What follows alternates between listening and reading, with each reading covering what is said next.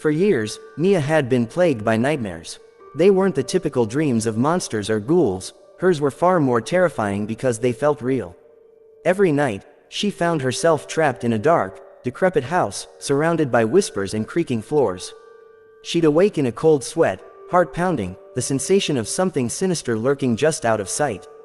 But it wasn't just the dreams that unsettled her, it was the fact that they didn't end.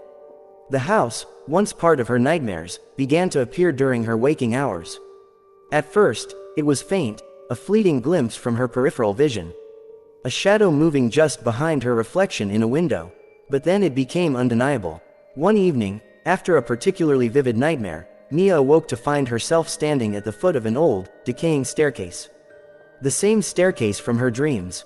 The air was thick, damp, and smelled of mildew. She rubbed her eyes, convinced that she was still dreaming, but as she looked around, the scene remained the same. A rickety house, the walls peeling with age, an oppressive silence hanging in the air. The realization hit her like a punch to the gut. This was real. The nightmare she had lived with for years had bled into her reality. She turned and fled, heart racing, legs incooperative as panic set in. Every step felt as though the house itself was pulling her back. She ran through narrow hallways, her footsteps echoing, but there was no escape. The walls seemed to close in on her, the air growing heavier with every breath. The whispers returned, low, guttural sounds, as though 1,000 voices were speaking at once, indistinguishable from one another. She covered her ears, but it only made them louder. The closer she got to the front door, the more frantic her movements became, but no matter how fast she ran, the door remained just out of reach. It was as if it was mocking her. Her mind raced, her pulse hammering in her chest. She needed to get out. This couldn't be real, could it? But the sharp sting of her skin against the walls, the cold draft that brushed against her, the unbearable silence that suffocated her thoughts, told her otherwise. Suddenly, a creak from behind. She whirled around, but no one was there. Her breathing was ragged, and her legs trembled. Yet, something felt off. A presence, not human, not alive, was watching her. She could feel it, the weight of its eyes boring into her back. She took a hesitant step forward, then another. A sound, faint but growing louder, echoed from upstairs. It was a soft thumping, like footsteps, slow but deliberate. Mia's body froze, her breath caught in her throat. The footsteps drew closer, and then stopped. Silence once more. Who's there? Mia whispered, her voice trembling.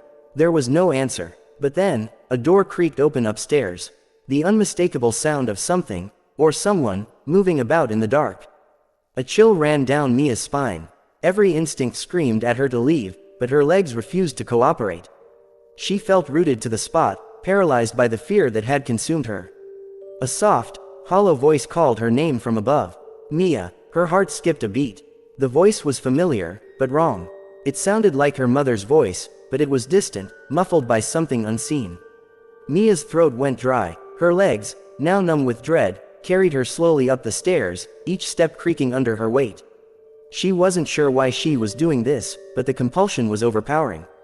At the top of the stairs, the air was colder, more suffocating. The whispers were louder now, pressing in on her from all sides. She reached out to open a door to a room that appeared before her, one she didn't recognize, yet somehow knew. The room was bathed in darkness, but Mia stepped inside. Anyway, her mind clouded with fear and uncertainty. In the center of the room stood a tall, shadowy figure, shrouded in a thick fog. Its shape was unclear, but Mia could feel its presence, heavy, oppressive, inescapable. It was watching her, waiting. The silence between them stretched on, her pulse echoing in her ears. Mia, the voice whispered again, but this time it was not her mother. It was colder, harsh. The figure in the corner of the room shifted, its silhouette growing more defined. You've been running for so long, the voice croaked. But you can never escape. Mia's blood ran cold. The figure moved, gliding toward her like a shadow in the night. She tried to scream, but no sound came from her lips. The presence enveloped her, seeping into her very soul. And then, in an instant, the world around her shattered. The walls crumbled to dust, and the darkness that had held her captive for so long began to dissipate. She found herself standing in an empty field, the silence overwhelming. The nightmare was gone, but was it truly over? Mia's heart raced as she looked around. The sense of dread still clung to her, even in the daylight. She turned and saw the house, now distant, its windows empty and void of life. For a moment, she wondered if it had all been a hallucination, a cruel trick of her mind. But deep down, she knew. The nightmare had ended, at least, for now. She was free, or so she thought.